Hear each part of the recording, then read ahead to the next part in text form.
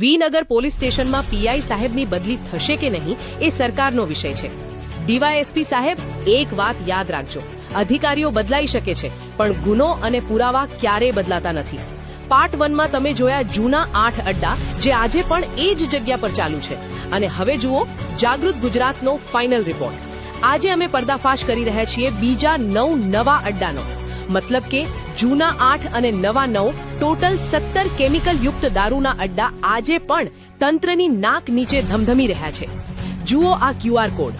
આ માત્ર ટેકનોલોજી નથી, આ પોલીસની આળસ અને લાચારીનો જવાબ છે. સ્કેન કરો અને 17 અડ્ડા પર પહોંચો. અમે માત્ર વિડીયો વાયરલ નથી કરતા.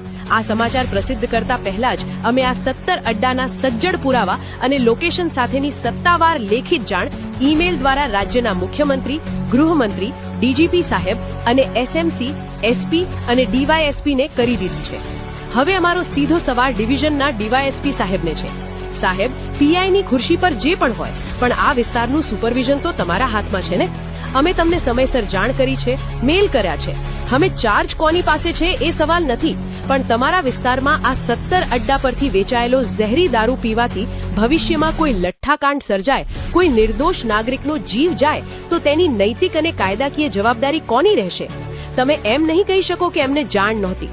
તેની સાથે એસએમસી એટલે કે સ્ટેટ મોનિટરિંગ સેલને અમારી સીધી અપીલ છે. સ્થાનિક લેવલે બદલીની રમત પૂરી થાય ત્યાં સુધી રાહ જોવાની જરૂરિયાત જ નથી ને. તમે ગાંધીનગરથી સીધી તમારી સ્પેશિયલ ટીમ મોકલો, દૂધનું દૂધ અને પાણીનું પાણી કરી આપો. અચાનક રેડ પાડો અને સાબિત કરો કે ગુજરાતમાં ખાખી વર્દીનો કાયદો ચાલે છે, બૂટલેગરોનું સેટિંગ નહીં. પુરાવા ઓન રેકોર્ડ છે, લોકેશન લાઈવ છે. હવે જોવાનું એ છે કે પોલીસ એક્શન લે છે કે પછી આ 17 અડ્ડા આમ જ ધમધમતા રહે છે. જાગૃત ગુજરાત અને જનતા રાહ જોઈ રહી છે ગુજરાત પોલીસના એક્શનની. જય હિન્દ, જય ભારત.